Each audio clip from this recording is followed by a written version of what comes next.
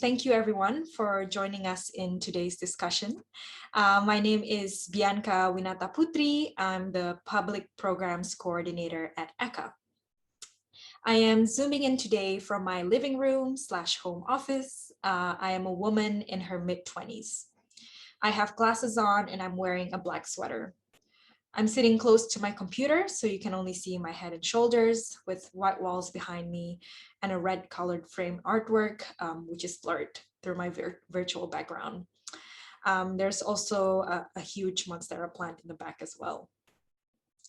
I'd like to start by acknowledging that today I'm speaking to you as a visitor on the lands of the Kulin Nations, and I'd like to extend my respects to elders past, present, and emerging of these lands, and of the lands on which you are all joining us today from.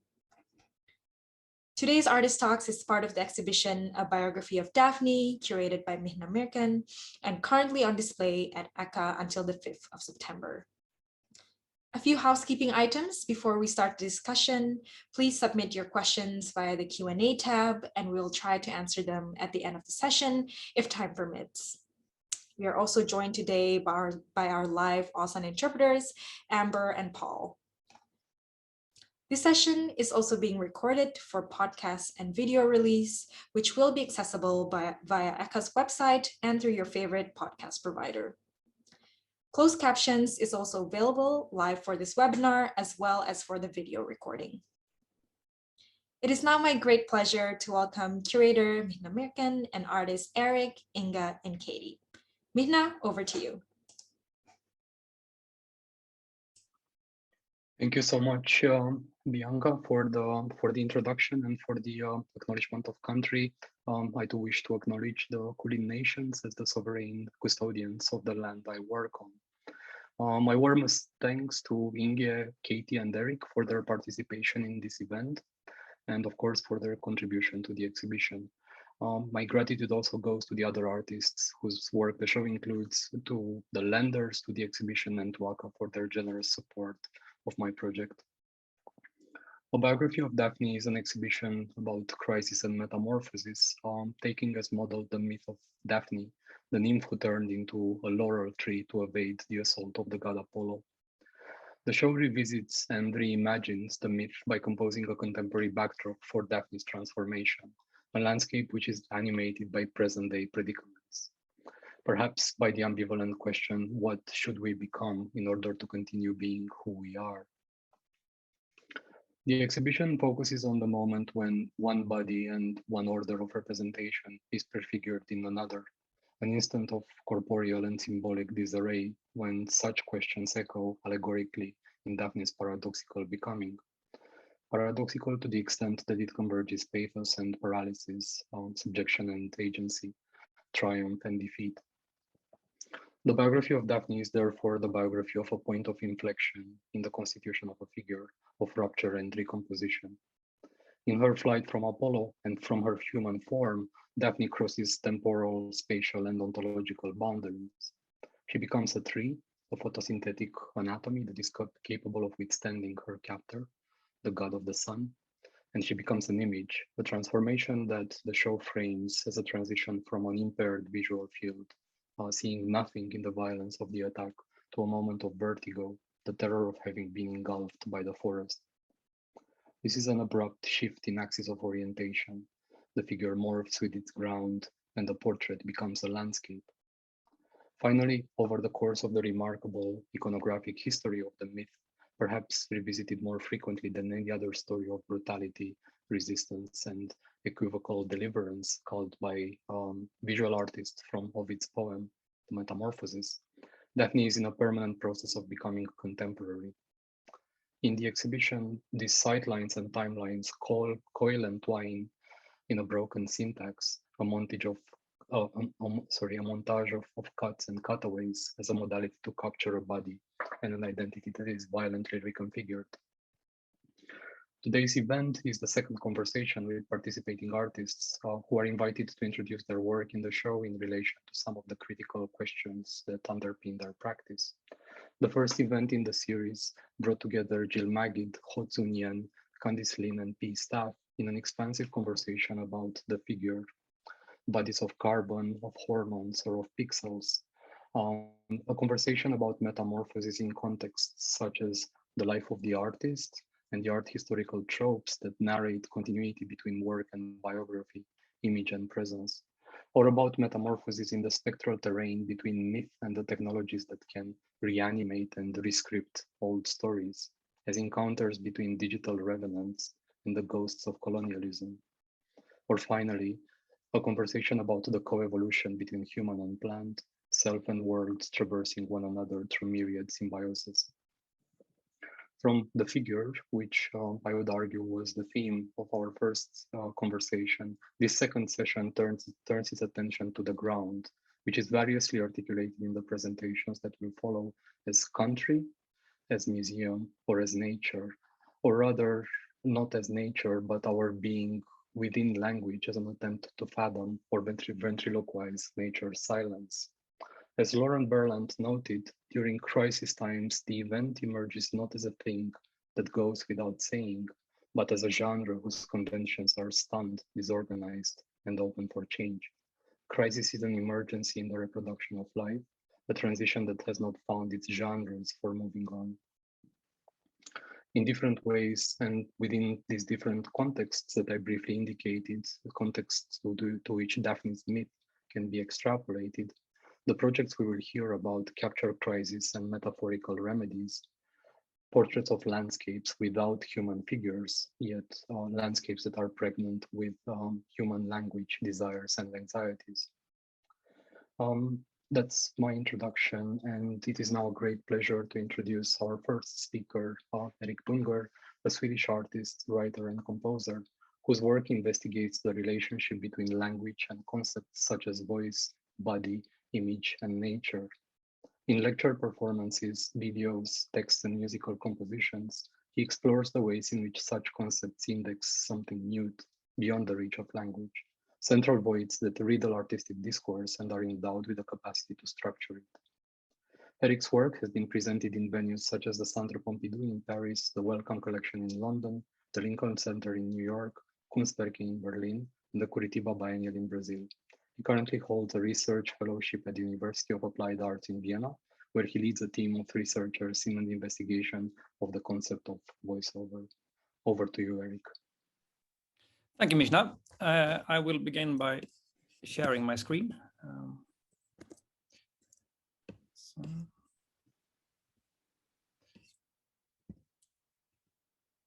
Yes, so my contribution to this show, A Biography of Daphne, focuses on.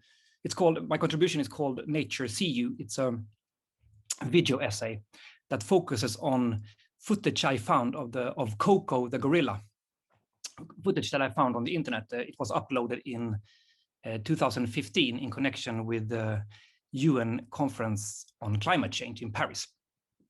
And I would like to begin by first looking at this footage.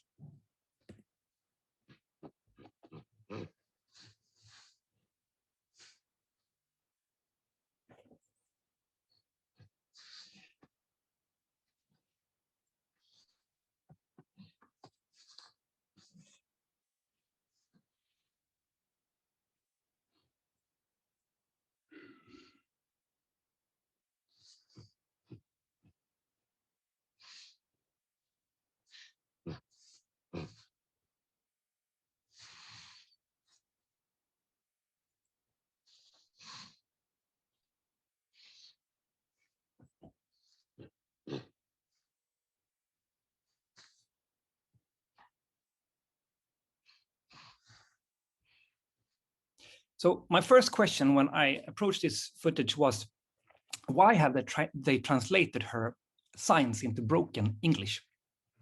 So Coco uses, she has been trained to use signs that are taken from the vocabulary of American Sign Language. That is the sign language spoken in the United States, signed in the United States, I should say, by the deaf community in the United States. And most often her expressions consist of a single sign, as in this clip.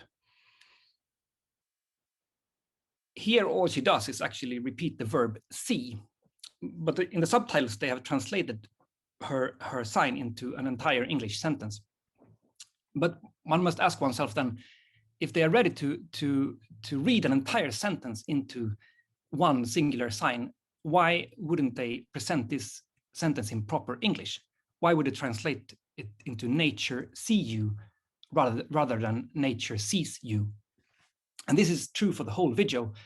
They keep adding grammatical mistakes that in the subtitles that don't reflect any mistakes that Coco actually does. And we can only speculate about why that is, but the way I interpret it is that on the one hand, the people who made this video, on the one hand, they want her to speak. On the other hand, they want her to remain an animal. That is someone who cannot speak. So therefore she has to speak like someone who cannot speak properly. And this might seem very banal, but there's a really interesting paradox going on here. I think that the absolute truthfulness of her speech is dependent on her not really being able to speak fully. And this absolute truthfulness is not only carried by the subtitles, it's also carried by the gestures that she makes. When she says Coco cry here, she does this by dragging her index fingers across her cheeks. For us, at least for us people, for us who are not familiar with sign language, this gesture seems to exhibit a closer relationship to the act of crying than any spoken word could ever do. So, I mean, words are conventional. The relationship, the only connection between the word cry and the act of crying is a pure traditional one. It's we have somehow it has been decided that the word cry should mean the act of crying, but Coco's gesture seems to it's an image of crying in a certain sense, right? So it resembles crying. Images exhibit a quality that language normally doesn't, resemblance. So again, it seems as if the absolute truthfulness of Coco's language is dependent on it not really being language. And there's one last level to this. While gesturing, she also makes something else. She doesn't merely draw images in the air. She points to something. She points to her own eyes.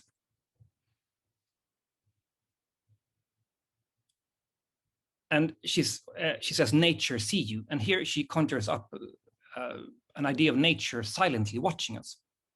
As if beyond all her words, there is something about her that remains absolutely silent.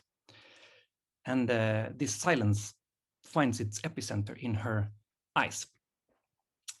And in the end, it's not her words that is supposed to make us feel guilty, but her silence. So the absolute truthfulness of her speech is dependent on her not speaking at all, on her remaining silent. So in the video, then we have three manifestations of non-language. We have the animal as someone that doesn't speak. We have the image, something that isn't speech, and we have silence, which is the very absence of speech. And in the footage of Coco, these three elements all work together to project an idea of nature as a truth beyond words. However, since Coco somehow she has to get her message across to us in some way, so she still has to work with language somehow, and therefore she comes to occupy a very kind of absolutely uncertain position between language and non-language, between culture and nature. And when we look at her, we are continuously confronted with the question, who is speaking? Is it really Coco's voice we hear, or is she rather a spokesperson? Is she really a spokesperson for nature, or is she rather a spokesperson for the people who made this video, for the humans who made this video, who somehow speak through her? And it is this absolute uncertainty inherent to the figure of Coco that my video essay focuses on. And this video essay is part of a much larger project that I'm running, a research project I'm running at the University of Applied Arts in Vienna. And in this project, I'm focusing on the instrument of voiceover.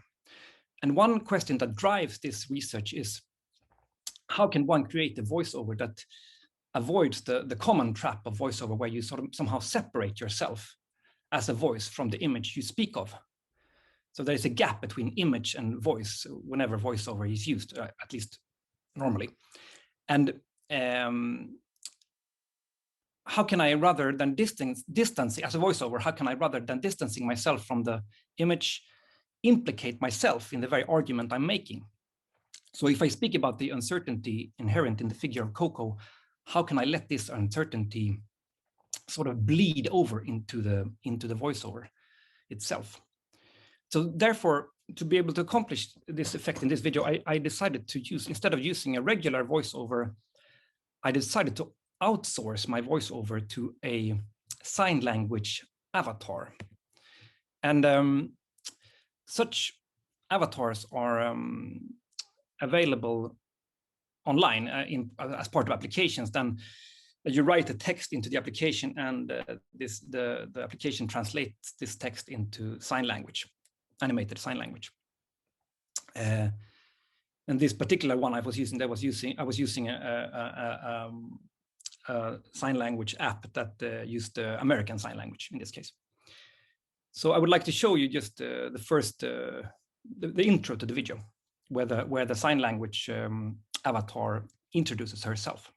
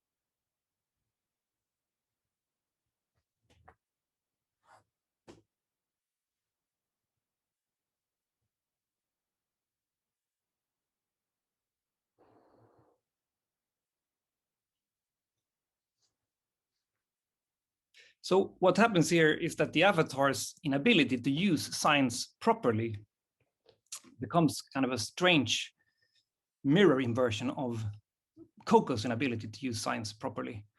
So the gap between that we see in the avatar signs and the subtitles comes to mirror then the gap between the signs that Coco makes and the subtitles that translate her gestures. And also the footage that if Coco's footage gives rise to the question, who is speaking, then the avatar gives rise to the same question. When looking at the avatar, it's not clear how the viewer is supposed to understand her words. Is it I, the author, who speak through the avatar, or is the avatar supposed to function as a substitute for a living human signer? Or should we perceive it as if the avatar herself is saying these words? The avatar keeps saying that Coco is a machine.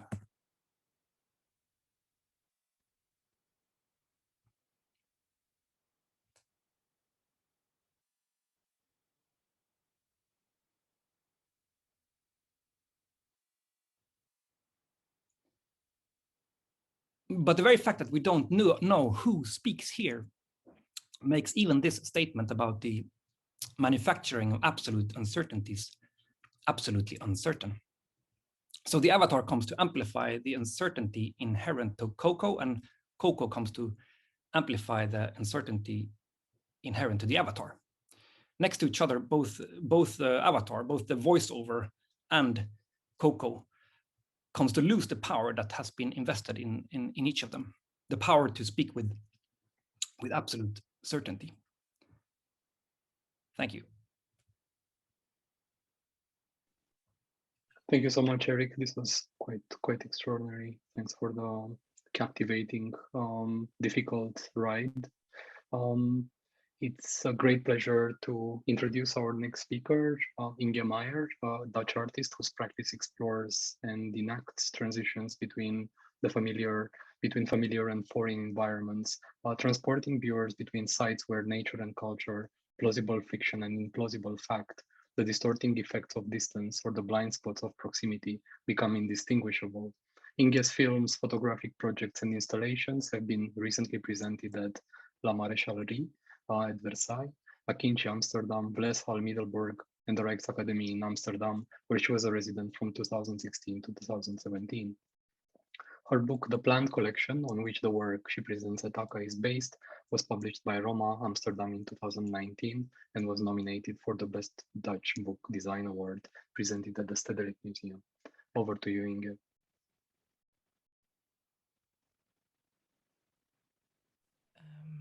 Yes, here I am. Thank you, Mihnea, for that nice introduction, and thank you, Erik, for your presentation. I will share my screen too, and I'm still like with this word of uncertainty in my mind, so maybe I want to start. I think, oh yeah, 1 second.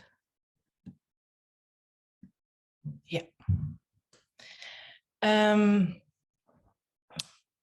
Yeah, why, I don't know, like, I want to start with uncertainty just because it really struck me in Erik's presentation, and is maybe also something that really brought me in to this project.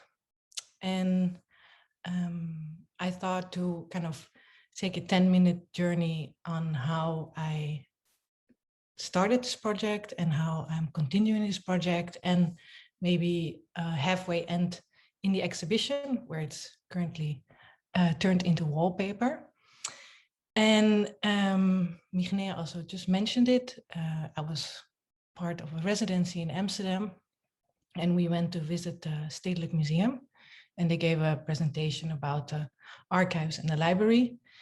And the librarian told me about, or told us about, a list of plants, and somehow, I don't know, I magnified to that sentence, and I was like, okay, that's interesting.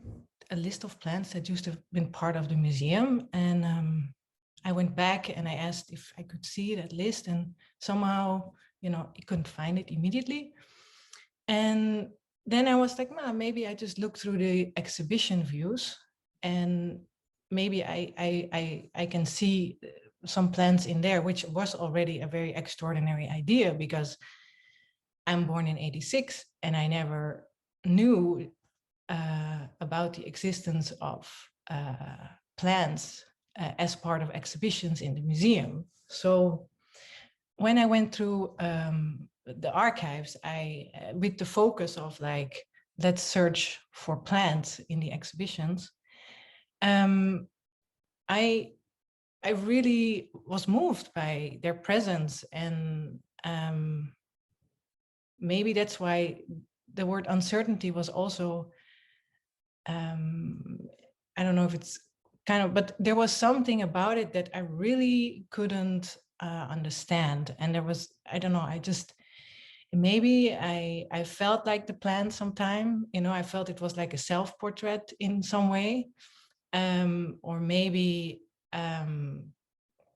yeah, like just the fact that they were there and I never knew they were there was something that I was really drawn to. But then also later on questions came of like, but who made the decision for which plant, for example, with which artist? And I realized that plants been moved around. So after every exhibition, plants would be relocated in a new exhibition, and they would grow and somebody would take care of them. There was not so much information known about it. So I thought like, maybe I can interview former employees to talk about what they remember. And this is how I got in contact with the daughter of H.J. van der Ham, and he used to be the plant caretaker of the Stedelijk Museum. He actually started there as a social worker, or like it's social. He started there as a guard, let's say, and then the director discovered that he had the green thumb, and asked if he wanted to become the caretaker of the plants in the museum. And why I share this, because she also kept a personal archive from her father. And within this personal archive, I found a booklet, and it was made by former employees at the time at the museum, where H.J. van der Ham was also part of. And in this booklet, there was a poem from the director. It was a kind of goodbye letter. And he explained in this poem, like why the plants were there and how they ended up there. So these were, of course, questions that I had but were unanswered. And I would like to read it to you, but hold on. I can't because, oh, I can, okay, yeah. So I don't know if I gave the right context to this, but Willem Samper, he was the director of the Stedelijk Museum between 1945 and 1962. And in 1938, he was the one, like, he was not director yet, but he was the one really supporting and for almost forcing the act of painting the museum white, you know, to undo it from the ornaments and to, yeah, I would say make it a more democratic institute. And he has also been the one who brought the plants into the museum. Okay, plants connect the indoors with the outdoors. So this is written by Sandberg for H.J. van der Ham. On the 5th of May in 1945, when I came back home after 2 years of being on the move, all of the plants were dead, except for the Swiss cheese plant, which had only one leaf left on it. Now it covers an entire wall, thanks to cuttings from friends. It was soon joined by a whole family of African lindens. They grew fast, and when they got too big for our house, they went to the Stedelijk. That was nature's entrance in the museum. Other large-leaved plants soon followed. Mona Winter looked after them mostly, until we realized that caring for the plants was a full-time job, and the man for the job was there without our having to look for him. A small man with white hair and a pink face with a green thumb. He took care of nature's indoors for 16 years, and all of us at the museum, but especially the plants themselves, say to him, "Thank you kindly, Vader van der Ham, Sandberg." Oh, 1 second. Yeah. So this is the plant that the director, Willem Samper, took from his house and placed in the exhibition space. It's the first exhibition after the Stedelijk reopened. And 1 second, because I'm missing some faces here. I turned all the faces off, so I have to. Yeah, so that was, you know, after doing already 3 years of research, it was another surprise, and yeah, something that blew my mind, but at the same time, I don't know. Yeah, let me continue.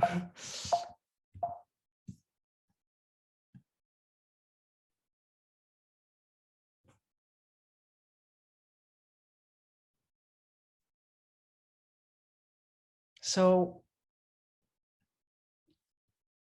I already mentioned it before, but the plants, they move from one exhibition to the other. And this is a year later. And in the end, my whole research is based on the archive, the documentation of the exhibitions. And of course, the documentations of these exhibitions, the focus wasn't on the plants, but the focus, of course, was on documenting the art. But still, the plants, they are present. And then during my research, so I discovered that actually there was somebody taking care of the plants. There were people donating plants to the museum. There were 39 species of plants, and they were kept and taken care of within the museum. So I started to think like, could you also see it as a collection? You know, that next to an art collection, actually the museum also had a plant collection. And the last plant that I could find in the archives was in 1983. So they have been there, you know, after they painted the walls white for almost 38 years. And I found many photos. I can share some more. I mean, I just chose some that I was drawn to. I mean, these ones, I think it almost turns a little bit like a landscape. And sometimes the plants are placed very stylistically. You know, in this exhibition, for example, which I find very daring. And here too, it becomes like almost mimicking a certain rhythm or a certain shape, a certain form. And within the interviews that I had with the former employees, it was not, sometimes they told me it happened that a plant was just kind of left over and there was a spot left over in the exhibition, and sometimes they rented plants. So the plants were really part of the exhibition, and sometimes it was very curated, and sometimes it was more like an intuitive kind of placement of a plant.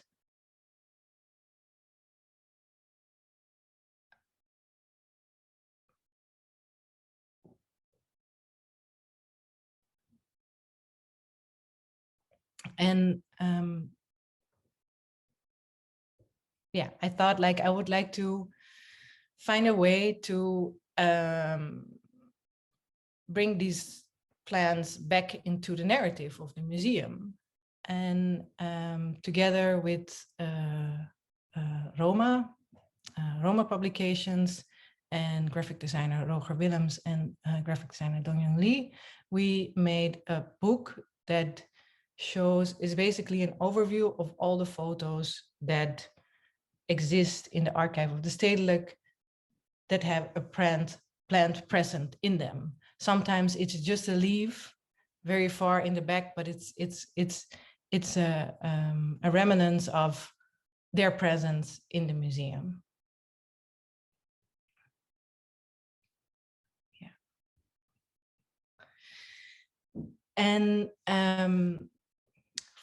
for this exhibition, A Biography of Daphne, together with graphic designer Dongyun Lee, we designed wallpaper. And I have to also mention, well, I don't know what I want to say, but it kind of went organically. Like now we started to talk about the exhibition, and the project had several outcomes. And I so I was kind of not satisfied with, well, I realized that actually it's important to show this work in its entirety, like to show all the plants, because all of them together, for me at least, you know, it's about their existence. It's about their presence at the museum. So it wouldn't make sense for me to choose one image over another, or choose one plant for another plant, or choose one image for another image. So I started to think about wallpaper, and somehow also with in the end, wallpaper is, of course, it has very often floral patterns, but it's also something that at a certain moment you just accept and you forget about it. And I think some things like that happened also with the plants, that they were there and everybody accepted it, and then they were gone. And it was also something that was accepted, or I mean, yeah, like, so to bring their presence back in the form of wallpaper made sense. I will show a few images of the exhibition.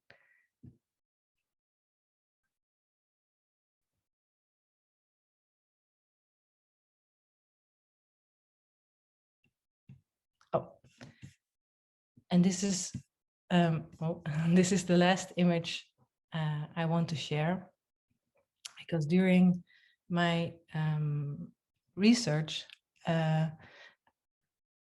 I realized that the director Willem Samper was very interested also in the MoMA, and I was curious to know if the MoMA actually would also have had plants.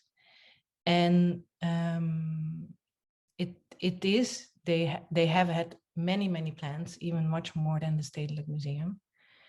And this is an overview of a Ficus laerata, which is standing in the same place, and only the exhibitions change. And you really see, or I mean, I see, I know how difficult it is to take photographs from my own exhibitions, but you really see the photographer like struggling with the plant.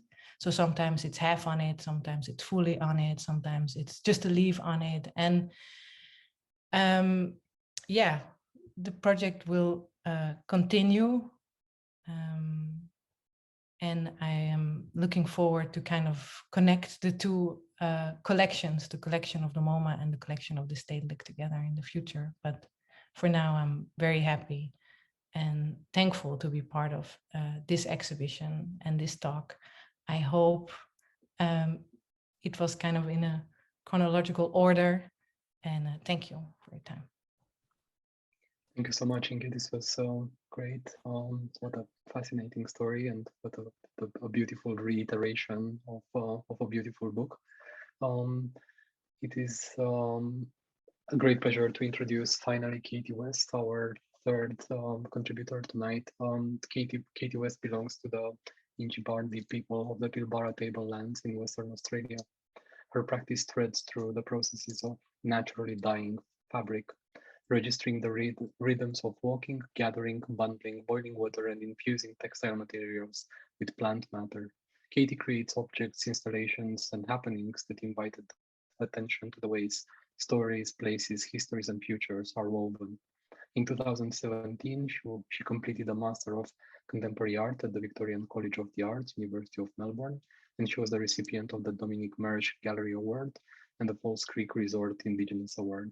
Her work has been presented at West Space and Caves in Melbourne, Dominic Mersch Gallery in Sydney, Tarawara Museum of Art in Hillsville, and the Centre of Photography in Perth. Over to you, Katie. Thank you. So I have a little bit of a script for myself, and for each image in my presentation, I've provided a bit of a description, and then from there, I get across some information about each of these works. So I'll share my screen.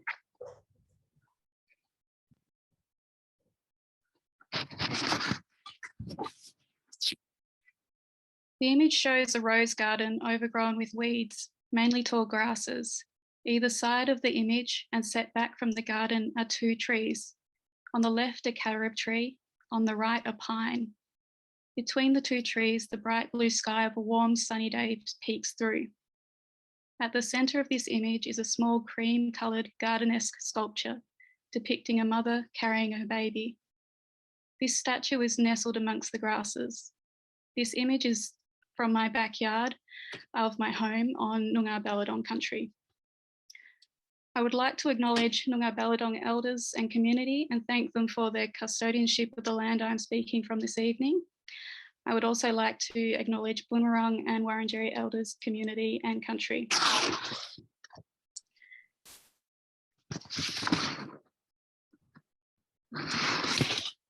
So this image shows the series Wana Ground, which I made in late 2018 for a solo exhibition at Caves Gallery in Melbourne. Here it is shown in the current exhibition, A Biography of Daphne. On a white wall are 3 artworks installed in a row, beginning on the left-hand side with the image of the first piece entitled Warna. Warna means ground in Yindjibarndi language. This work is 1 metre square, piece of calico pinned at the 2 top corners onto the wall. At the centre of this image is the piece entitled Hold. This piece is also 1 metre square. This piece is folded into a triangle and is pinned to the wall where 2 diagonal corners meet to form a sling or pocket. This sling or pocket holds a long straight stick. This stick is speckled with burn marks. The last work on the right of the image is entitled Holding Pieces.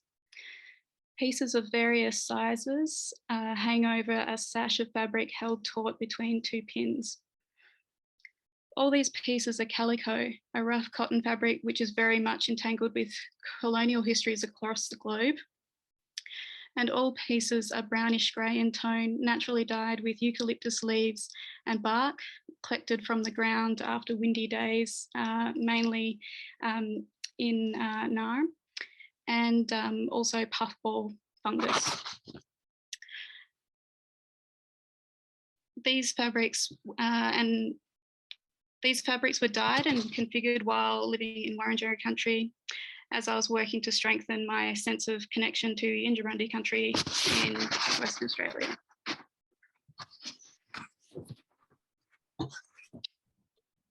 The image shows a moment in the installation work, Gently Give Attention, which was part of the exhibition Healing Practices curated by Rachel Ciesler, shown at Bandura Homestead.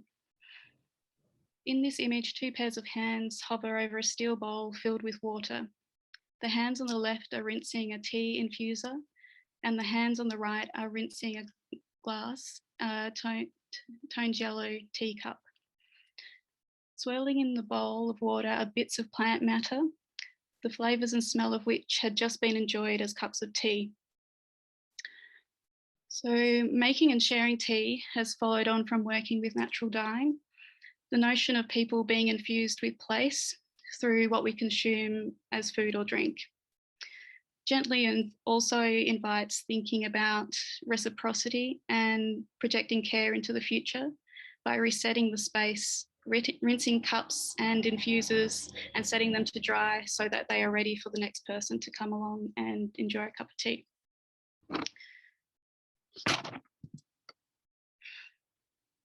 This final image, taken at Tarawara Museum of Art, shows the work Clearing, which is comprised of a long piece of silk hanging and curving to form a frame around a large window at the centre of the gallery.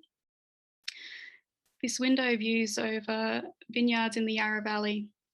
Under the arc of silk fabric are various cushions arranged in 2 groupings on the polished cement floor on either side of the gallery space. Clearing was commissioned by Tarawara Museum of Art as part of Art plus Climate equals Change 2019. The installation was designed as a space to read, listen and converse, reflecting on a global outlook that is grounded in Wurundjeri country and the bioregion in which Tarawara Museum of Art is situated. The work also includes textiles dyed on Wurundjeri country, and text by Wurundjeri authors Auntie Joy Wandin, Uncle Dave Wandin, and also Dark Emu by Bruce Pascoe. So I've just given a little overview of my work, and with the thought that a bit more detail can come through questions and discussion. Thank you so much, Katie. This was wonderful and much appreciated. We have a question from a member of the audience, which is a question that's addressed to each of you. How do you find the concept of transformation playing out in your work's practice? Erik, this would relate to transformation of language and understanding. Inge, this would relate to transformation of place via plants and nature. Katie, transformation in your work might mean transformation of materials. Would you care to respond to that, Erik? Sure. Yes. Thanks. Yeah. I mean, this work actually went through quite an interesting interpretation, like a transformation, when I was working with.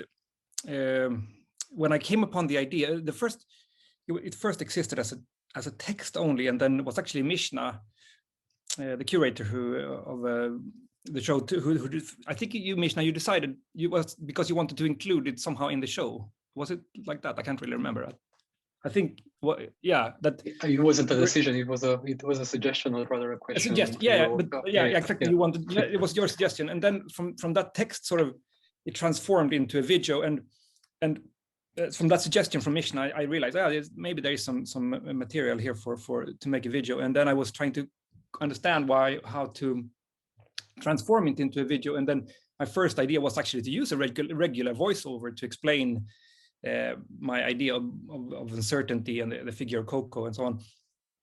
But I very soon realized that this created automatically like a hierarchical relationship between me and Coco, where I became the human speaking about the animal with our poor language skills and so on.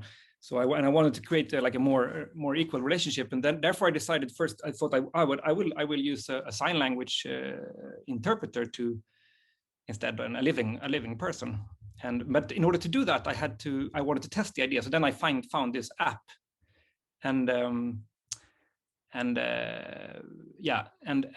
I realized, or actually in discussions with as I'm doing a research project recently, currently I have a supervisor, and my supervisor said to me, "This is way too interesting. What you have found here, the app. You should stick to that instead of a living person." And also because of the fact that the app is not really able to speak in a very similar way that Coco is not able to sign properly, in the very same way that Coco is not able to sign properly. That adds a dimension to the work, and so it was kind of an interesting transformation in terms of how the piece really transformed much more than what is regularly the case for me as an artist. That I went from a text to a video with a voiceover to a living sign interpreter to a animated app. So it's in this way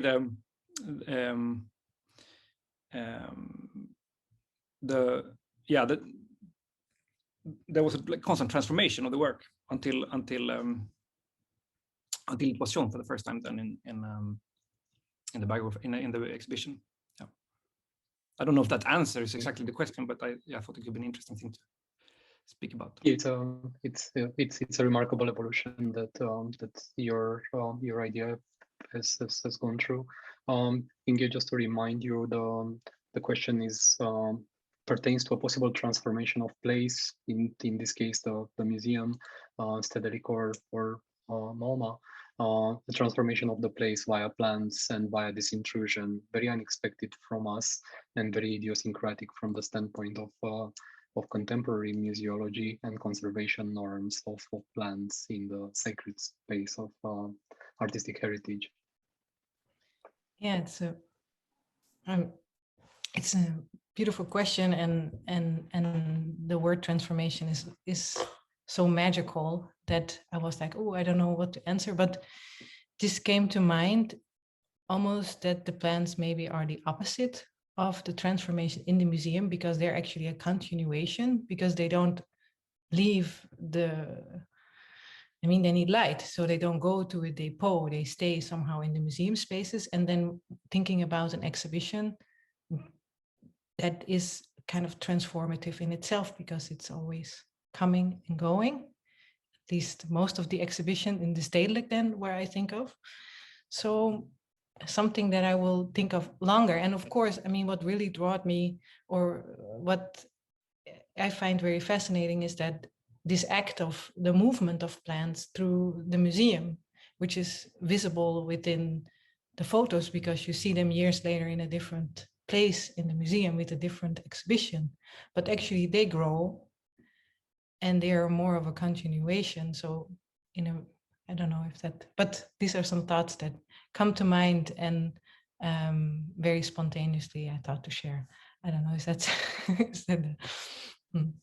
Yeah, that's a great answer. Thank you. Katie, the question to you is concerns the transformation of materials, and perhaps, and this is from me, but perhaps piggybacking on the question from the audience.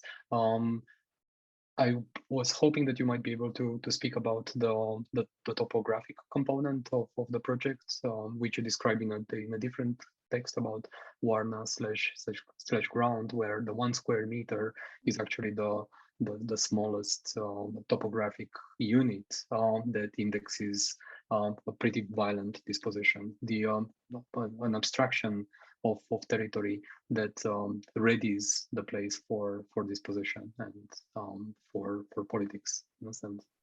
Yeah, so in terms of transformation has existed in my practice also, in thinking about meditation as a way to calm myself and human bodies in the face of trauma as a result of colonization and all the way that manifests. In terms of, I guess when I made Warna, I was feeling really tussling with my sense of connection to my mother's country. So my family did experience removal from country, and I grew up many thousands of kilometres away from Indra country. So in terms of the thinking about units of measurement, within that mix, I was concerned about how units of measurement like that render land into property and capital. And I guess also, I just as a person and an artist, and seeing all these and experiencing all these concepts that kind of separate people and non-human others, just all of these ways of categorizing the world that have sort of come with not so much, not to say Western really, but I guess ways of being that are based on capital in this extreme mode that we experience now and for the last few hundred years. So it's both a personal thing, but also of wanting to understand my connection to country from wherever I am. And really, as a result of making that work, I was like, my body is a product of Indra country, so many lineage generations living there. That separation is kind of ludicrous in a way, even though I haven't lived there myself. But within, and through the process of making the work, I kind of really pinpointed that it's this larger narrative of that's part of assimilation policies in Australia of removing people, and then the idea was you're disconnecting people from their country and culture, and that's it. And I guess it was going from kind of buying into that story as a younger person, and then gathering a bit more knowledge, and then going, well, actually this story just has no legs. Yeah.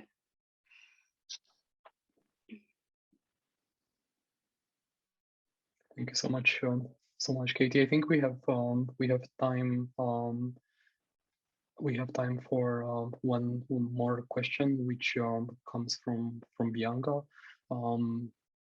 and reads: how do you find your work expanding or growing after the current iteration? So, in a sense, I think Inge has begun to speak about this, indicating how her research will develop, moving from Amsterdam to New York and surveying the ways in which a plant collection was constituted or negotiated at MoMA. But perhaps this would be an occasion to elucidate the ways in which the conceptual infrastructure of the project will also develop with this topographic shift.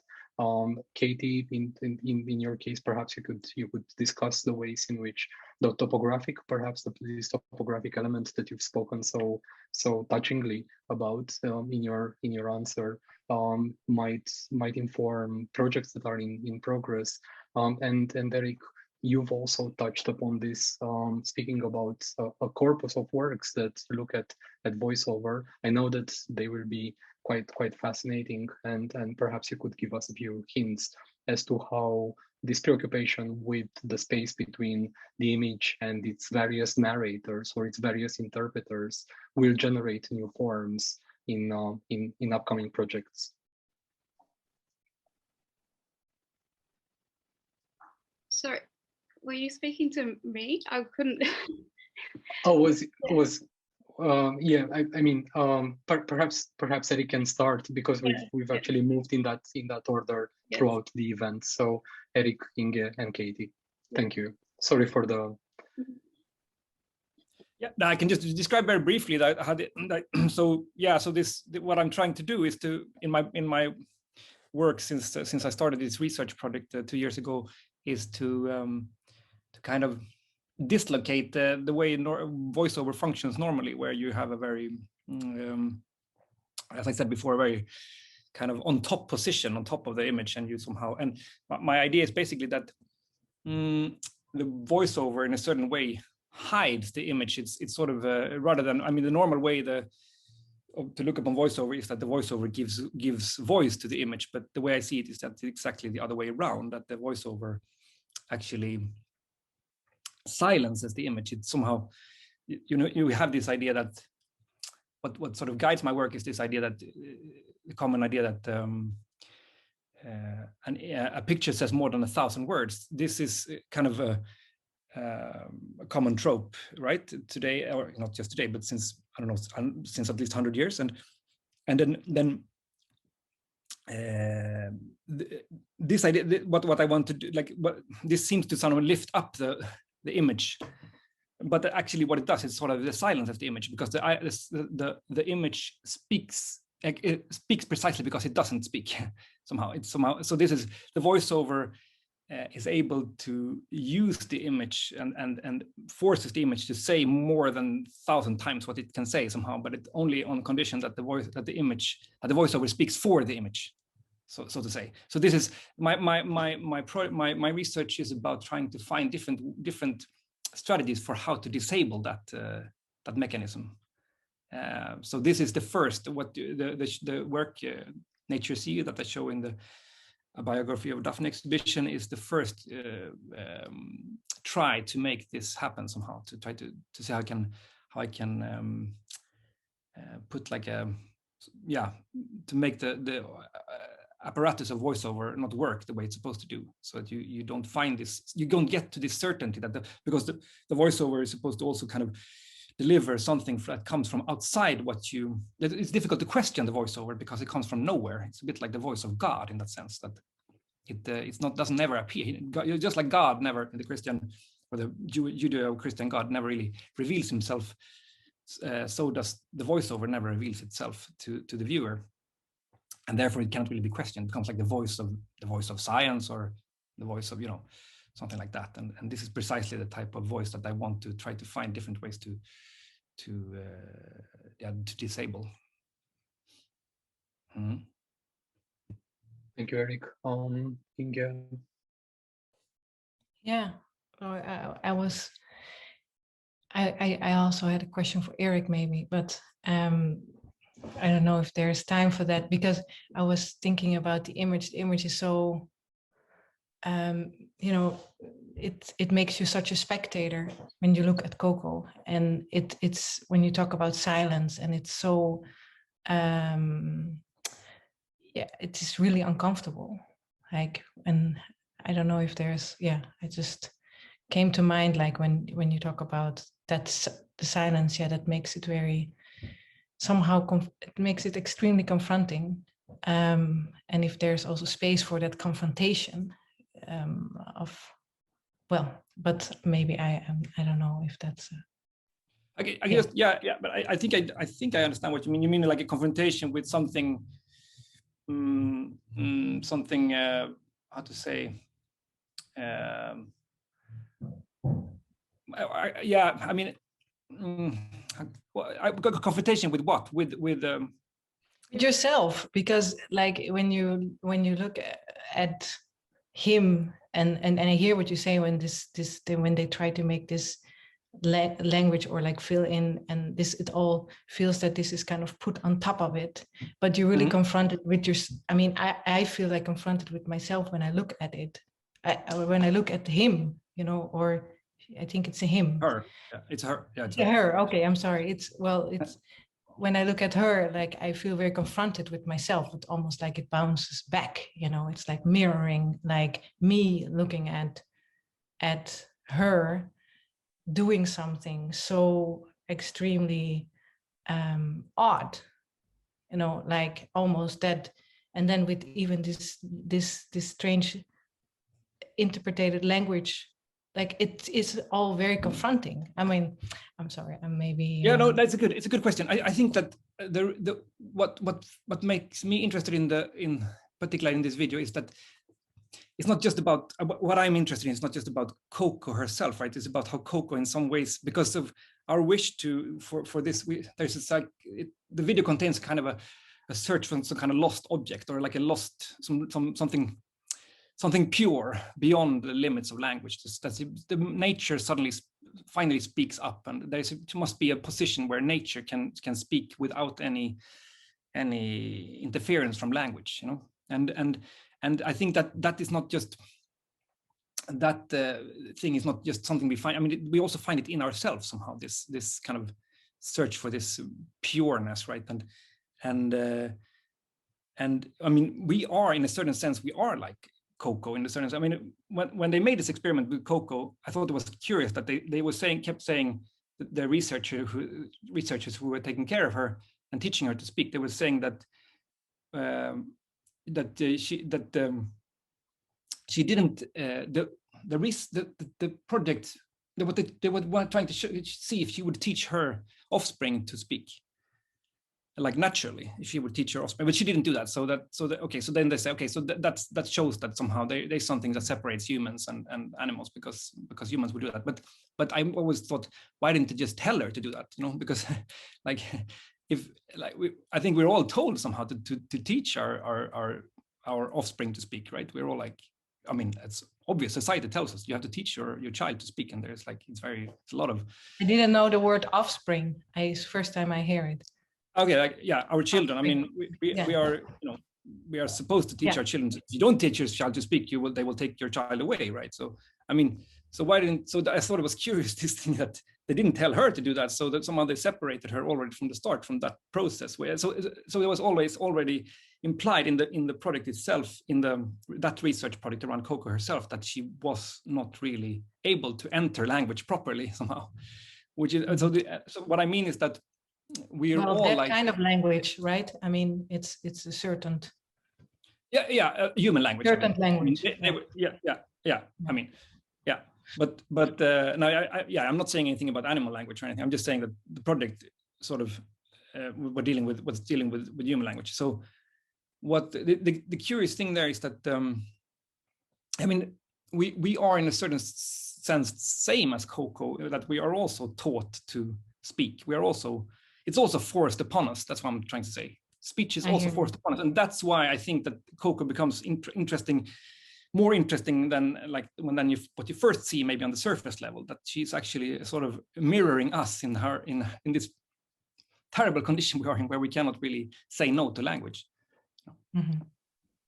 Oh, thank you. I mean, it's something I have to think about also, and yeah.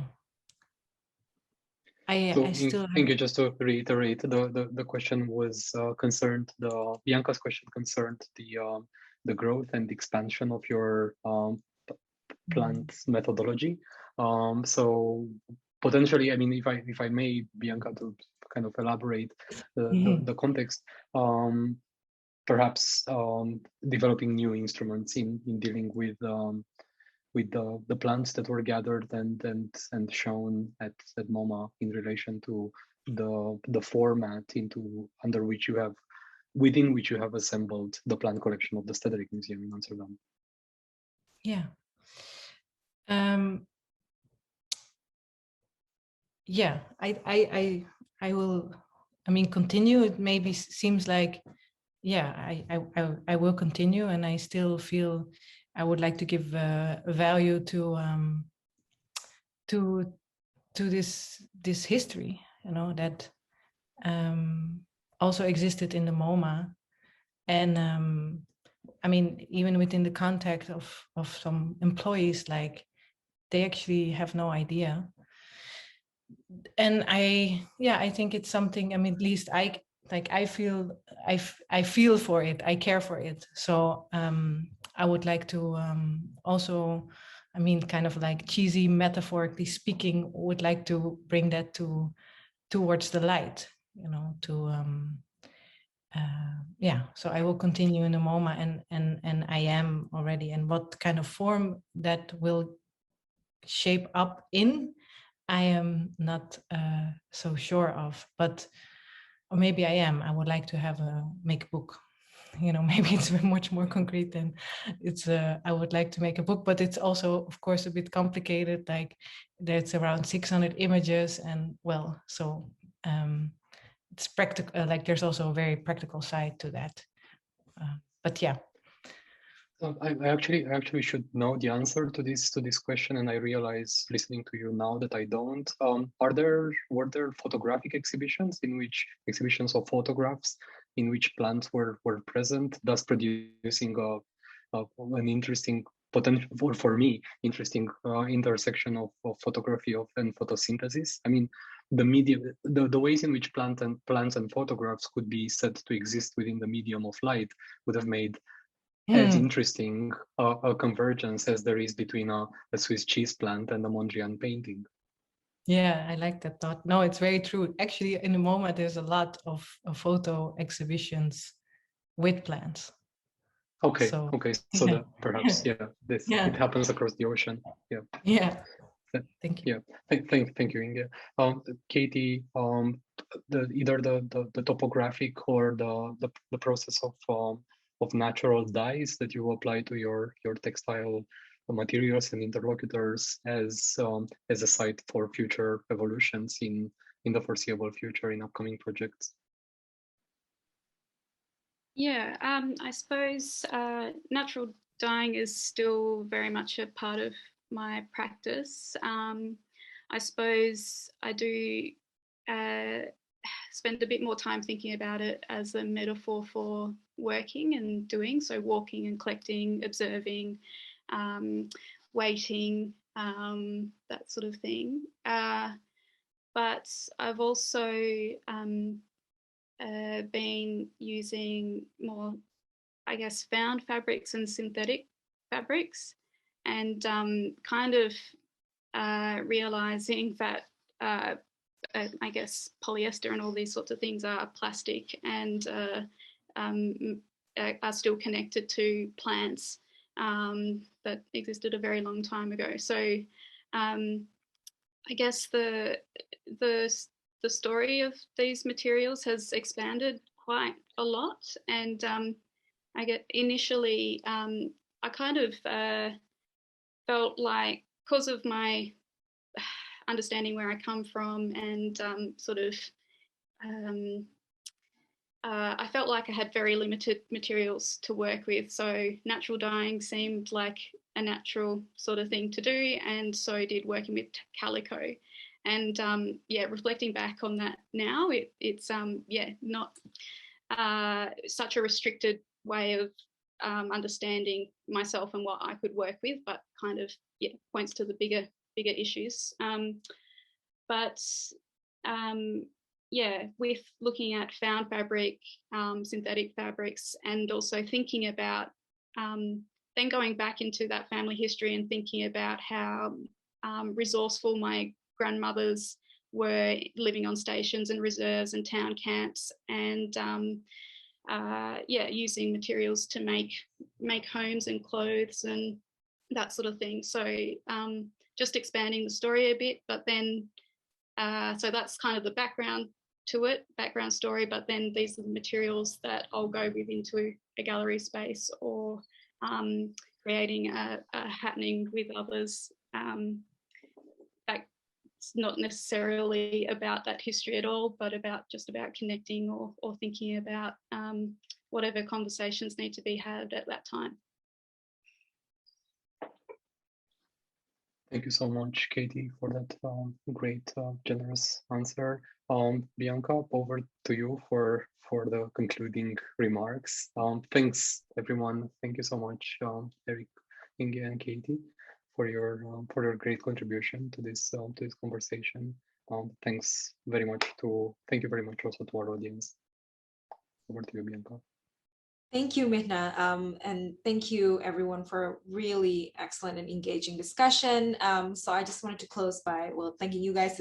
Thank you, Mihnea, Erik, Inge, and Katie, for your wonderful presentations and discussion today. We would also like to thank Amber and Paul for interpreting our event this evening, and to all of you for joining us today. So for more information about our upcoming public programs at ACCA, please visit our website at acca.melbourne. This recording will be up soon, as well as both a podcast and a video recording. Thank you again, everyone. Hope you have a lovely evening, and for Erik and Inge, have a lovely rest of your day and afternoon. And we look forward to seeing you in the next one. Thanks, everyone.